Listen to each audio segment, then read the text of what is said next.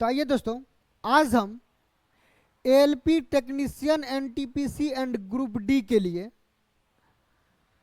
Maths practice set number 4 लाए हैं। इससे पहले हम 3 प्रैक्टिस सेट अपलोड कर चुके हैं। आज मैथ्स का चौथा प्रैक्टिस सेट है। इसमें हम बताएंगे कि आपको एग्जाम में कैसे कम समय में क्वेश्चन को बनाना है, वो भी बिल्कुल सटीक तरीका से। चलिए सबसे पहले देखें फर्स्ट क्वेश्चन को। देखिए इतना इजी क्वेश्चन आपको एलपी में पूछा गया था। देखिए इसको कैसे सॉल्व करेंगे। ए कितना दिया, देखिए 4 माइनस 14 हो जाता -10। कितना हो जाएगा? -10। -10 हो जाएगा। यहां भी देखिए 4 माइनस 14, यहां भी करेंगे तो -10। अब ए भी पूछा, मतलब दोनों को गुना करना है। -10 गुना -10 तो माइनस माइनस प्लस 10 दही 100। बस एग्जाम में भी इतना ही करना, ना कुछ लिखना, डायरेक्ट आंसर ही लगाना है। चलिए नेक्स्ट क्वेश्चन। ये क्वेश्चन है, घड़ी में अपराह्न 8 बजे का समय दिखाने पर घड़ी के सुइयों के बीच का कोण क्या होगा? तो ध्यान दे, जब परफेक्ट टाइम हो 8 बजे, 9 बजे, 10 बजे, 11 बजे, कुछ भी हो, तो देख लेना है कि कितने घंटे का गैप है, घंटे और मिनट की सुई का। तो देखिए एक घड़ी बना लेते हैं। अब अपने मन से फटाक से कीजिए। यहाँ 12, यहाँ 6, यहाँ 3, यहाँ 9। 8 बज रहा है तो कहाँ ये घंटे की सुई यहाँ होगा।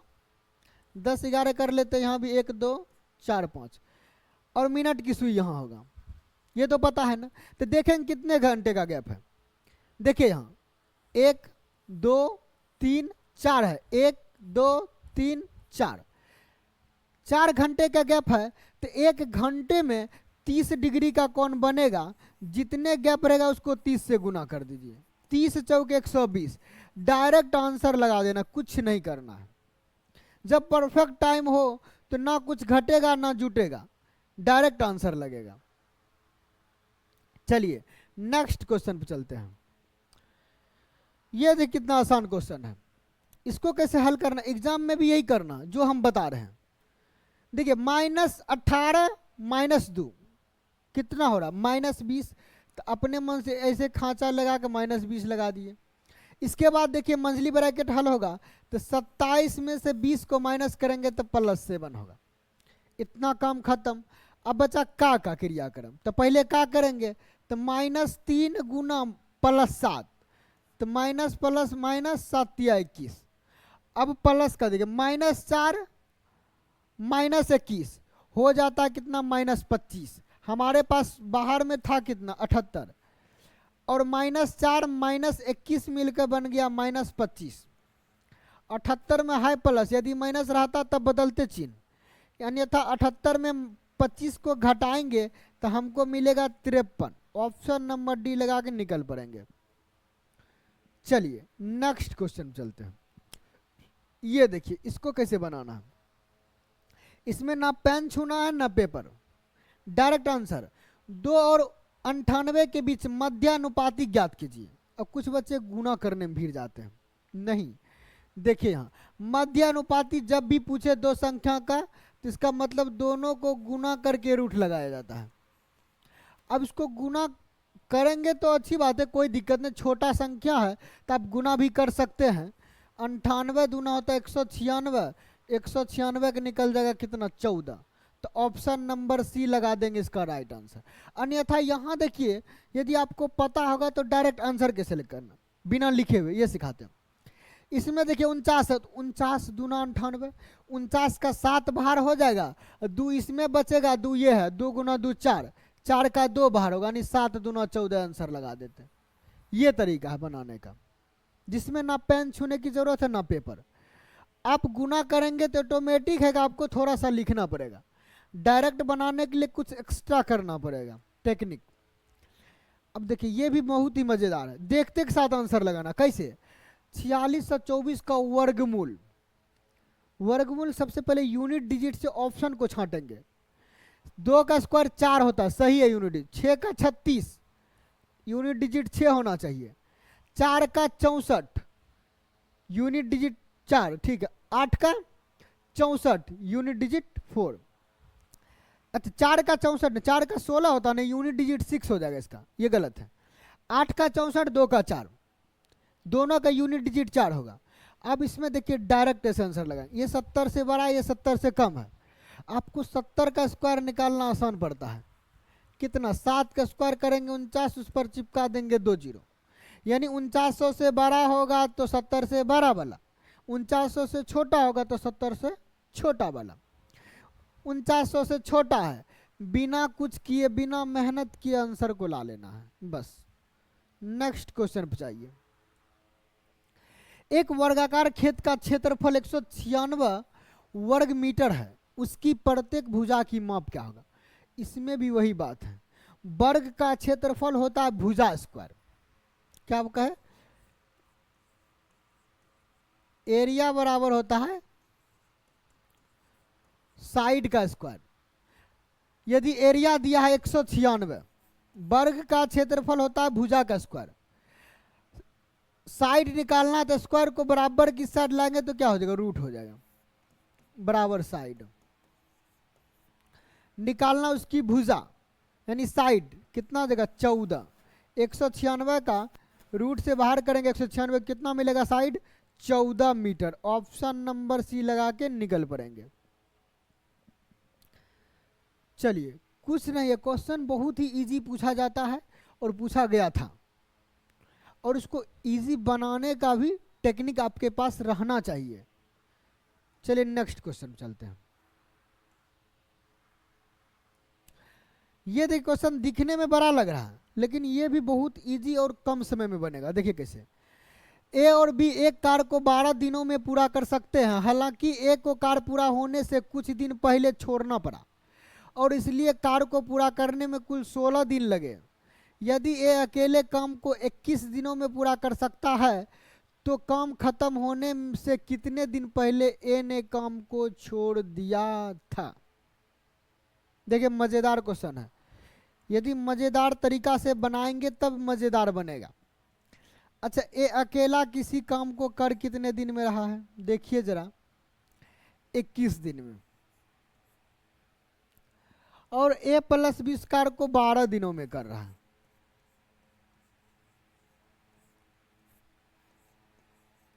दोनों का यदि एलसीएम लिया जाए तो 21 चौके 84, 12 सते 84, 21 चौके 84, इसमें उसका पावर आ जाएगा, क्षमता। ए 21 दिन में किसी काम को कर रहा है, ए प्लस बी 12 दिन में कर रहा है, तो बी कितने दिन में करेगा ये निकाल लेते हैं।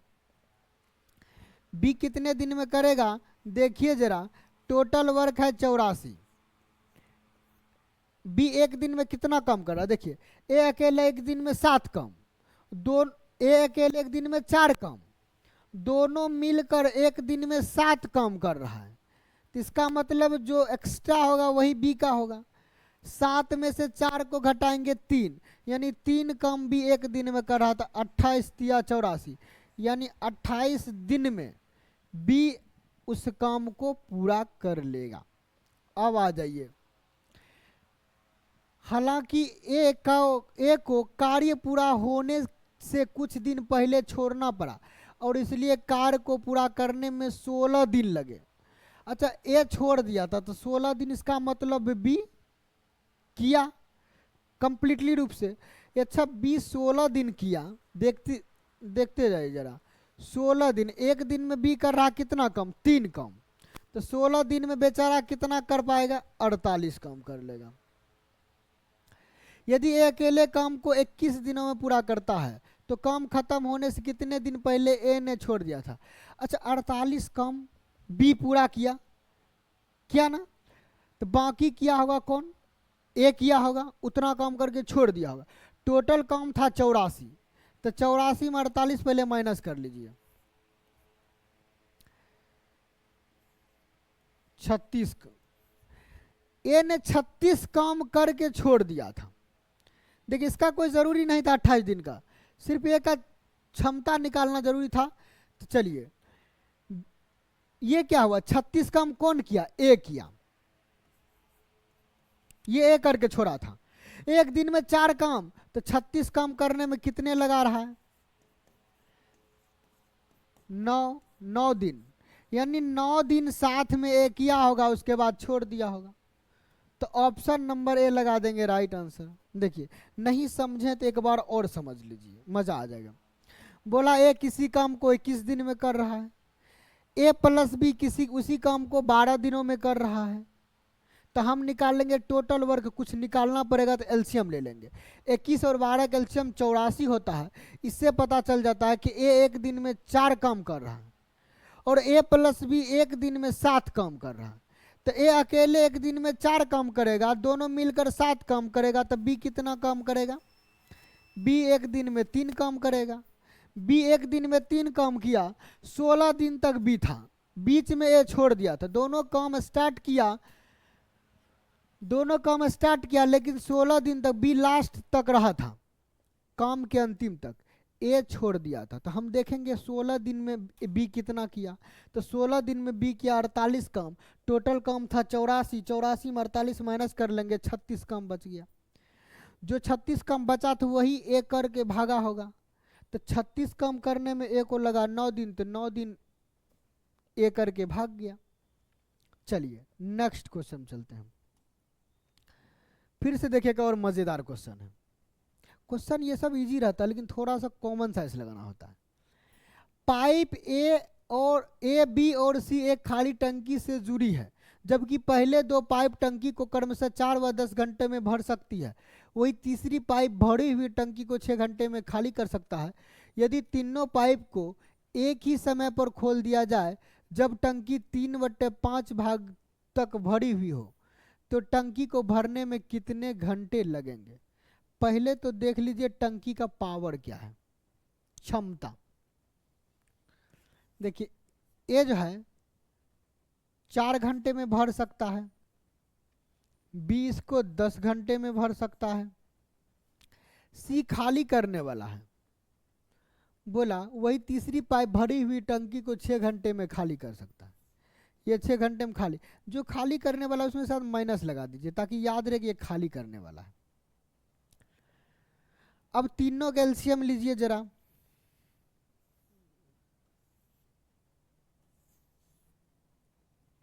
चार 10 6 कैल्शियम। सबसे बड़े संख्या को ढूंढ लेना है, उसका टेबल पढ़ते जाएंगे जो दोनों का टेबल मैच करे। 10 दूना 20 या 30 40 50 60, यानी 60 ऐसी संख्या जो सबसे कट रहा है। 15 चौके 60, 10 छके 60, 6 दही 60 हो गया। अब देखिए इसका मतलब ए 1 घंटे में 15 लीटर पानी भरता है, बी 1 घंटे में 6 लीटर पानी भरता है। बेचारा सी क्या करता है, 1 घंटे में 10 लीटर पानी को निकाल लेता, बाहर कर देता है। ये लीक होने वाला, माइनस यहाँ लिखिए या यहाँ लिखिए, कोई मतलब नहीं है, हम पहले लिख दिए। अब जब टंकी 3/5 भाग भरी हुई है, तो 60 का पहले 3/5 निकाल लेंगे। देखिए 12 25 60, 12 तिया 36, यानी भरी हो। तो टंकी को भरने में कितने घंटे? अच्छा देखिए जरा एक बार मेरे इधर ध्यान दीजिए। 60 का देखिए क्या करेंगे, 3/5 भाग भरी है तो खाली कितना है, 2/5 भाग। तो 60 का 2/5 निकाल लेंगे, 12 दूना 24, यानी 24 लीटर पानी को भरना है अभी भी। अब तीनों को खोलना, किसको करना, तो टंकी को भरने में कितने घंटे लगेंगे, तीनों को ओपन करना है। तो 15 6 21, 21 भर रहा है, 10 खाली हो रहा है। तो 1 घंटे में कितना, 11 भर रहा है। तो 11 से इसको भाग दे देंगे, 1 घंटे में 11 भर रहा, तो 11 से भाग दिया, तो 11 दूना 22, यानी 2 घंटे देखेंगे। अच्छा जब आंसर ही बटन में दे दिया है, देख फ्रैक्शन में, तो टेंशन क्या करना, भागा देने की जरूरत नहीं, डायरेक्ट आंसर लगा देना। तो दोस्तों लाइट प्रॉब्लम हो चुका है, तो टेंशन ना ले, थोड़ा सा प्रॉब्लम चलेगा, देखते हैं कब तक प्रॉब्लम रहती है। तो आप लोग बोर्ड अच्छी तरह से दिख रहा है तो आप लोग देखें और पढ़ने पर ध्यान दें। हो सकता है कि फेस काला आ रहा होगा क्योंकि लाइटिंग प्रॉब्लम आ रही है। चलिए नेक्स्ट क्वेश्चन पर चलते हैं। क्वेश्चन है संख्या इतना में 4 व 2 के स्थानीय मानों में कितना अंतर है। अब देखिए जरा, स्थानीय मानों में अंतर दिखना है तो इसके देखिए, इसमें 4 का स्थानीय मान खोजिए। ये है 4, तो इसका स्थानीय मान कैसे, जो 4 है उसको लिख देंगे, उसके बाद जितने संख्या उतने जीरो, 4 संख्या तो 4 जीरो। 2 का स्थानीय, 2 तो लास्ट में है तो 2 का स्थानीय मान मतलब 2 घटा देंगे। 40,000 में 2 घटाएंगे तो एक बच्चा भी बोल देगा 39,998 होगा। 39,998 जहां दिखे वहां लगाना है। चलिए नेक्स्ट क्वेश्चन देखिए, लाइट अब ठीक हो चुकी है। चलिए क्वेश्चन पाइए। जर्मन चांदी के एक मिश्र धातु में तांबे व जस्ते का अनुपात 17:7 है। देखिए तांबे का तौ लिख देते हैं, जस्ते का जौ लिखते हैं, इसका अनुपात कितना है 17:7। देखिए जरा, जबकि निकिल व जस्ते का अनुपात, निकिल को 9 लिख लेते हैं या n लिख सकते थे, Ni से निकिल होता है। निकिल व जस्ते का अनुपात 4:7 है। कोई टेंशन ना ले, इंग्लिश लिखे या हिंदी मतलब नहीं है। यहाँ एक चीज जरा देखिए पता चलेगा, यहाँ भी जस्ता यहाँ भी जस्ता, जब दोनों जगह जस्ता है तो दोनों बराबर होना चाहिए। तो बराबर करने के लिए एलसीएम लेते हैं। 7 और 3 का एलसीएम 21 होता है तो इसको 21 बना देंगे, 7 या 21, यहाँ भी 7 या 21। 3 से गुना यहाँ एक्स्ट्रा में किए तो यहाँ भी 3 से, दोनों और करेंगे जब भी करेंगे तो। यहाँ 7 से गुना किया तो यहाँ भी 7 से गुना कर लेंगे। अब आ जाइए आंसर पर। आप बोला कितना है, तांबे जस्ते व निकिल का अनुपात। तांबा है कितना देखिए जरा, 17 या 51। जस्ता कितना है, जैसे पूछेगा वैसे निकालना है। जस्ता 7 या 21 है और निकिल कितना है 7 चौका 28। बस जहां दिखे वहां आंसर लगा दीजिए, 51, 21, 28, ऑप्शन नंबर सी। चलिए नेक्स्ट क्वेश्चन चलते हैं। ये देखो क्वेश्चन कितना है जी, इसको भी वही मेथड से बनाना है। किससे पहले छोटी ब्रैकेट हल करना है। देखिए 8 को 2 से भाग देंगे तो 4 होगा, और 16 में से 4 को जब माइनस करेंगे तो मिलेगा 12। छोटी ब्रैकेट हल हो गया। 12 को जब 3 से भाग देंगे तो 4 मिलेगा। अब बड़ी ब्रैकेट का भी हल हो गया, बचा है मेरे पास ओनली 4, वहाँ 60, उसको भाग देना 4 से तो मिलेगा कितना 15। ऑप्शन नंबर डी लगा के निकल पड़ेंगे। इसको भी नहीं लिखना था, यहाँ डायरेक्ट समझना था, 60 भागा 4 यानी 15 लगा के फटाक से निकल जाना था। चलिए नेक्स्ट क्वेश्चन चलते हैं। लालू व बालू की आयु का अनुपात, L4 लालू B4 बालू, इसके अनुपात कितना 1:2 आयु का अनुपात। बोला 7 साल बाद उनकी आयु का अनुपात 3:5 हो जाता है। ये 3:5 हुआ कब, 7 साल बाद। 7 साल बाद इसकी अनुपात 3:5 हो गया।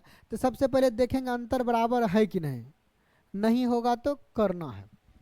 देखिए जरा, यहाँ अंतर 2 का है, 1 से 3 होने के लिए 2 जोड़ना पड़ेगा। यहाँ अंतर 3 का, 2 से 5 का अंतर 2 और 5 का अंतर 3 का है। अंतर सेम करना क्योंकि दोनों में 7 ही साल जुड़ रहा है। जब सेम वर्ष रहे तब अंतर सेम करेंगे। तो अंतर सेम करने का तरीका सीखिए, इसके अंतर से नीचे गुना करेंगे, नीचे वाले अंतर से ऊपर गुना करेंगे और अंतर सेम हो जाएगा। 5 और 3 का अंतर होता है 2, तो 2 से ऊपर गुना कीजिए, 2 दूना 4, 2 एकम 2। अब यहां देखिए उसका अंतर, ये पहले नहीं, पहले वाला का अंतर ध्यान देना है। पहले कितना था 1:2 था, तो इसका अंतर देखिए 2 और 1 का अंतर 1 है, तो 1 से गुना नहीं करते हैं तो छोड़ दिए। ये नहीं कि गुना करने के बाद अंतर लिखेंगे, अंतर हमेशा पहले निकाल लेंगे कि इसमें अंतर 1 का था, इसमें 2 था, तो सीधा ऊपर 2 से गुना कर दी। अब देखिए ऑटोमेटिक बराबर हो गया। इसका अंतर देखिए कितना का, 1 का, इसका भी अंतर 1 का, यानी इस यहाँ +1 हुआ है। यहाँ कह रहा है कि 7 साल बढ़ा, यानी 1 का मान कितना हो गया 7, यही निकालते हैं। अब आ जाइए, बोल रहा क्या है, बड़े व्यक्ति की आयु, बड़े व्यक्ति कौन है, बादल, बालू, तो बालू की आयु कितना, वर्तमान आयु 4 है ना, ये तो 7 साल बाद की है, ये वर्तमान आयु है, तो 4 का मान पूछ रहा है, 1 का 7, तो 4 का कितना, 7 चौका 28, लगा के निकल पड़ना है, बस कुछ नहीं करना है। चलिए आगे आइए। 40 प्राप्त करने के लिए संख्या इतना में किससे गुना किया जाना चाहिए। जब भी ऐसा पूछे 40 या कुछ भी प्राप्त करने के लिए संख्या इतने में किससे गुना करना चाहिए, तो जरा देखिए, आपको थोड़ा सा बता देते हैं आपके सहूलियत के लिए। 9 छा के 54 2 56, 56/9 है, तो बोल रहा है इसमें किससे गुना करना चाहिए, तो हम बोलेंगे x से गुना करना चाहिए, तो मिलेगा कितना 40। काटना है तो काट लीजिए। यहाँ भी फ्रैक्शन में है तो टेंशन ना ले। देखिए जरा, x निकालना है तो क्या करना पड़ेगा, यहाँ पहले काटिए, 8 सते 56, 8 पचे 40, कोना कोनी गुना होगा, 9 पचे 45, ये 7 नीचे आ जाएगा, ठीक, 7 छक्के 42, 3 बचा 3/7, जहाँ दिखे वहाँ लगा लीजिए, 6.3/7, 6.3/6 है। अच्छा यहाँ ऑप्शन मिसिंग है, आप लोग टेंशन ना ले, 6.3/7 इसका राइट आंसर हो जाएगा। चलिए नेक्स्ट क्वेश्चन पे चलते हैं। ये क्वेश्चन, एक वर्ग का क्षेत्रफल उसकी भुजा के बराबर होता है, एक वर्ग का क्षेत्रफल उसकी भुजा के बराबर होता है यदि भुजा 1 इकाई है। अब जरा देखिए, वर्ग का क्षेत्रफल क्या होता है, वर्ग का क्षेत्रफल होता है भुजा का स्क्वायर। अब बताइए वर्ग का क्षेत्रफल भुजा के बराबर कब होगा, जब भुजा को 1 रखेंगे तो 1 का स्क्वायर क्या हो जाएगा 1 हो जाएगा, यानी जब भुजा 1 रहेगा तो वर्ग का क्षेत्रफल हमेशा और हमेशा के लिए क्या बनेगा 1 ही होगा। बाकी कुछ भी रखेंगे तो वर्ग का क्षेत्रफल चेंज हो जाएगा। 1 रखने पर जितना भुजा की लंबाई है उतना ही वर्ग का क्षेत्रफल भी होगा। चलिए चलते हैं नेक्स्ट क्वेश्चन। ये क्वेश्चन देखिए बहुत ही मजेदार है। इतना को जब इतना से विभाजित किया जाता है तो शेषफल -1 बचता है, और इतना को इतना से विभाजित किया जाता है तो शेषफल 39 बचता है। तो a + b का मान ज्ञात कीजिए। मजा आने वाला है। भाग देखिए कैसे देते हैं, भाग मतलब सीधा मान पुट करेंगे, भाग नहीं देंगे। जो शेष बचता है उसको बराबर के उस साइड लिखा जाता है, यानी बराबर में लिखा जाएगा। x + 3 से जिससे भाग देंगे, ध्यान रखे एक बात को, x + 3 से भाग दे रहे तो इसके बराबर 0 कर x के मान यहाँ से निकाल लेंगे। क्या मिल गया -3। जिसमें भाग देना उसमें x का मान रख दीजिए। -3 x का देखिए यहाँ देखिए जरा, x का स्क्वायर है तो -3 का स्क्वायर हो जाएगा 9। अब देखिए x का मान 3 रखेंगे तो a Guna -3, -3 Guna a -3a। देखते जाइए जरा कितना मजेदार तरीका से बनाते हैं। अब +b है और शेष कितना बच रहा है, शेष देखिए इसमें -1, तो इसको -1 के बराबर कर लेंगे। कर लिए। अब आ जाइए, -3a + b = 9 बराबर के उस साइड जाएगा तो +9 माइनस में हो जाएगा, तो -1 -9 -10 हो जाएगा। ये समीकरण मेरा फर्स्ट रहेगा। आ जाइए समीकरण सेकेंड, यहां निकाल कर हल यहां करेंगे। आज सेम टू सेम x -3, चलिए इसी लाइन में आते हैं, या यहाँ हल करना अच्छा रहेगा तो ऐसे कर लेते हैं। यहाँ आते हैं, x -3 = क्या करेंगे 0, तो यहाँ से x के मान कितना हो जाएगा +3 रख दीजिए। यहाँ 3 का square 9 plus 3 Guna b 3b + a = क्या हो जाएगा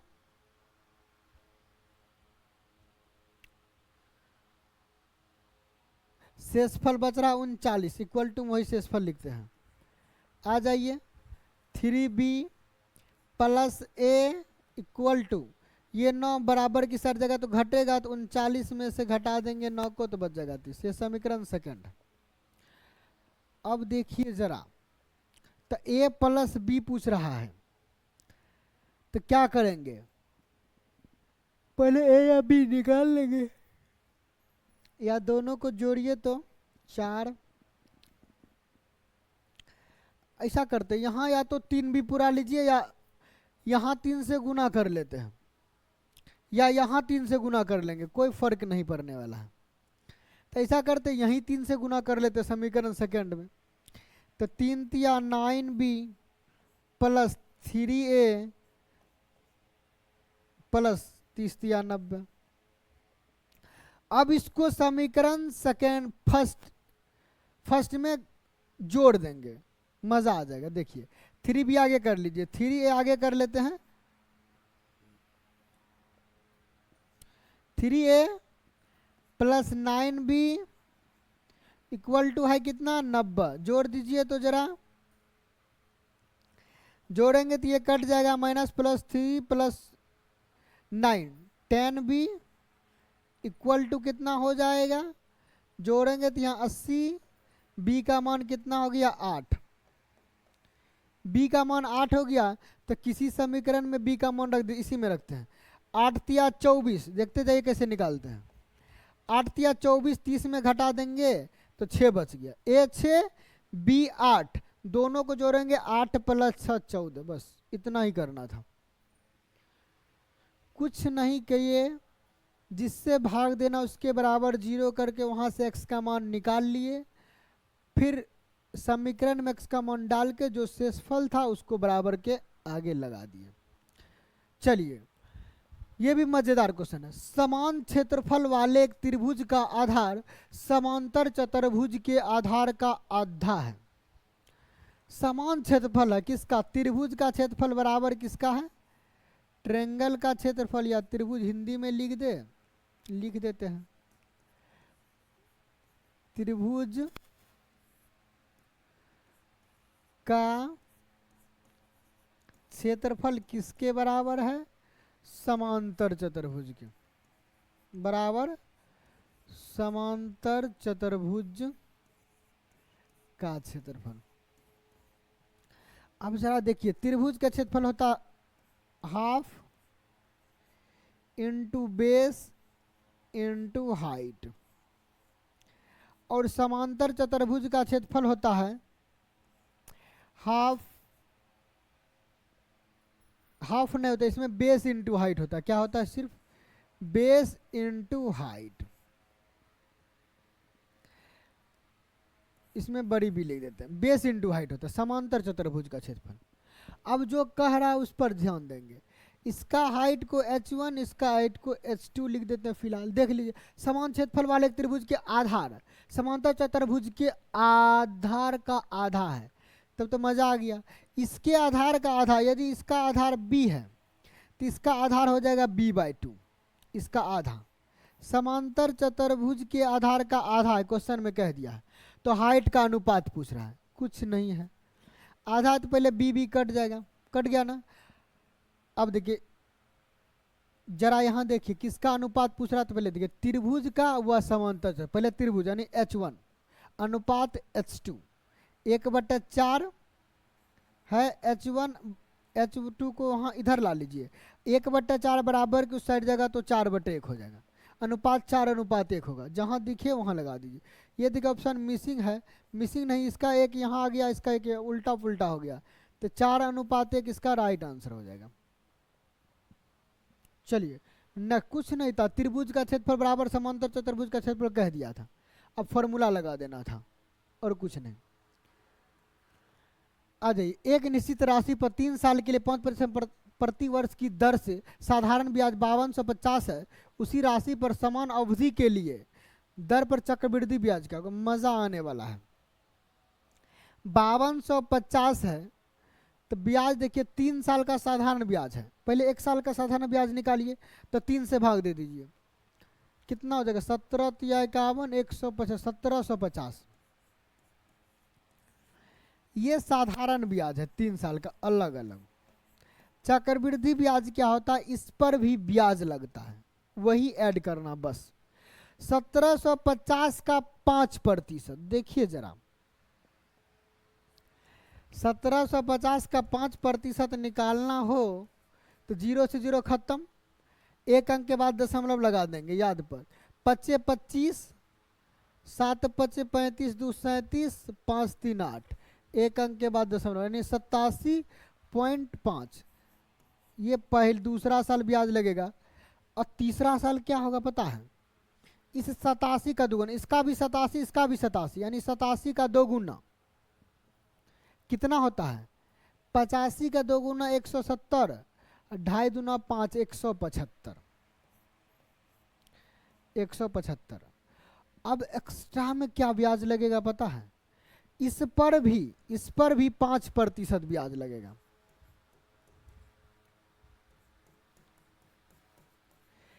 कीजिए जरा, अब की बार 3 अंक के बाद दशमलव लगा देना है। 25 25, 7 5 35, 2 37, 8 5 40, 3 43, एक अंक पर तो लगा हुआ है, नीचे 2 0 3 अंक 1 2 3 यानी 4.375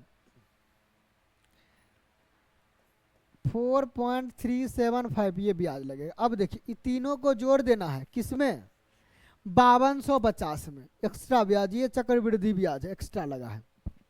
जोड़िए जरा 175 87 और 4, देखिए यूनिट डिजिट में ही खोज सकते हैं हम, क्योंकि यहाँ यदि 3 अंक पॉइंट के बाद यहाँ भी ले लेते हैं तो 1000 पार नहीं करता, तो यूनिट डिजिट खोलेंगे। 7 5 12 4 16, ऑप्शन नंबर बी लगा देंगे राइट आंसर।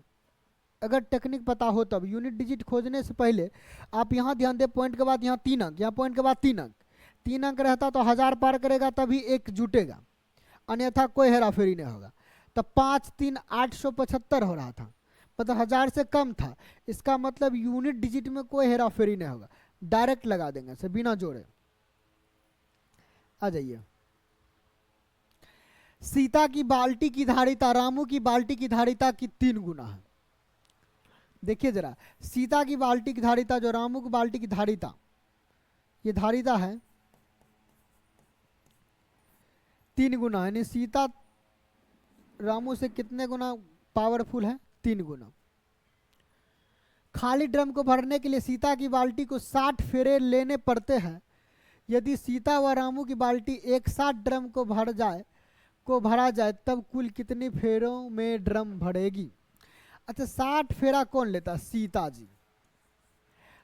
अब की बार दोनों साथ में बोल डालेगा, यानी समझ लीजिए कि यदि सीता एक बाल्टी में 3 यूनिट पानी फेंकती है यानी 3 लीटर, तो 60 बाल्टी फेंकेगी तो 60 गुना 3 इसका फुल पावर हो गया। तो अब देखेंगे दोनों मिलकर फेंक रहा है, तो इसमें 3 फेंकाएगा इसमें 4, तो 1, तो 3 1 4 फेंकाएगा तो 15 चौके 60 15 तिया 45, यानी दोनों मिलकर 45 बार फेंकेगा तो क्या होगा, ड्रम भर जाएगा। कुछ नहीं था, ना सोचना था ना समझना था, आंसर लगाना था। चलिए नेक्स्ट क्वेश्चन चलते हैं। क्वेश्चन है, सूरज रोहन से 3 गुना तेजी से कार्य करती है और वह रोहन द्वारा एक कार्य को पूरा करने के लिए दिनों की तुलना में 40 दिन पहले कार्य पूरा कर सकती है।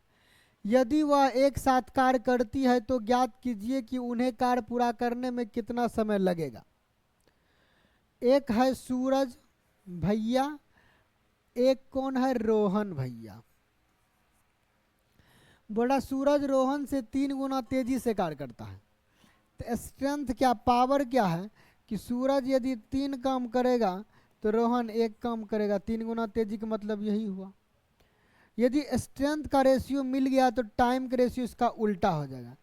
यदि सूरज 1 दिन में किसी काम को करेगा तो उसी काम को करने में रोहन को 3 दिन लग जाएगा, 3 गुना समय।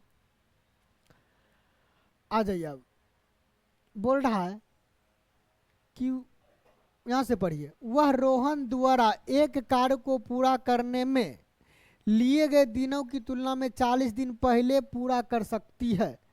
कौन? सूरज कर सकता है। कितने दिन पहले? 40 दिन पहले। लेकिन यहाँ कितने अंतर है? 2 का। इस 2 का मान 40, तो 1 का मान कितना पड़ जाएगा? 20। 1 का मान कितना पड़ा? 20। इसका मतलब ये 20 दिन में काम को समाप्त कर देता है, तो ये 20 या 60 दिन में काम को समाप्त करता है।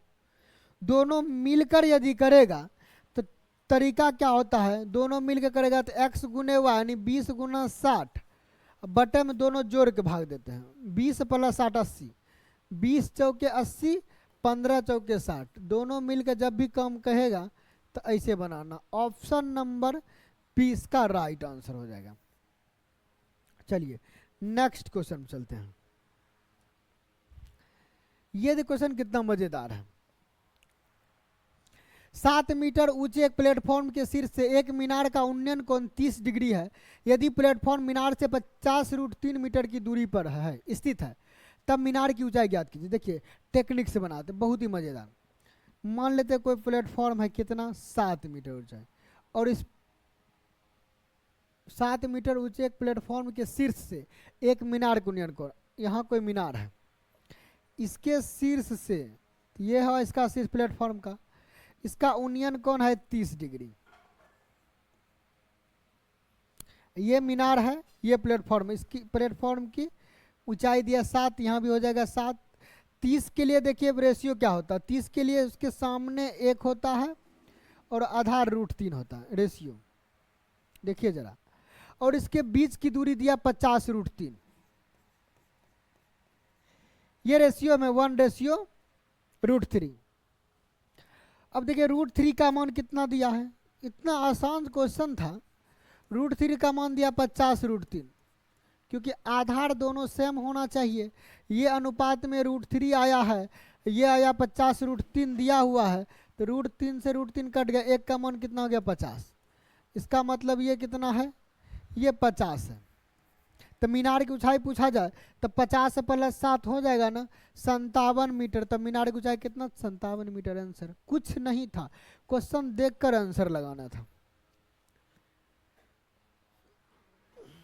अब देखिए लास्ट क्वेश्चन। एक लंबवृत्तीय शंकु का आयतन जिसकी आधार त्रिज्या उसकी ऊंचाई के बराबर है। एक लंबवृत्तीय शंकु का आयतन जिसकी आधार त्रिज्या उसकी ऊंचाई के बराबर है का आयतन अर्धगोले के आयतन के बराबर है। शंकु की अर्धगोले की त्रिज्याओं का अनुपात क्या होगा? देखिए मजा आ जाएगा।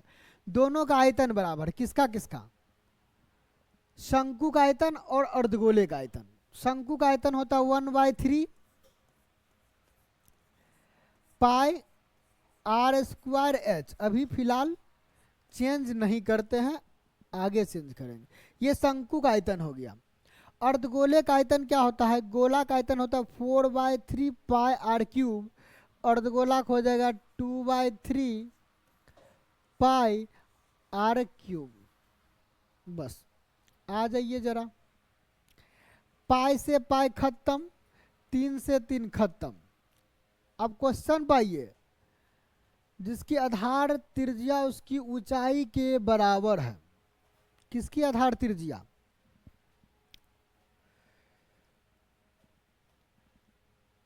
एक लंबवृत्तीय शंकु का आयतन जिसकी आधार त्रिज्या उसकी ऊंचाई के बराबर।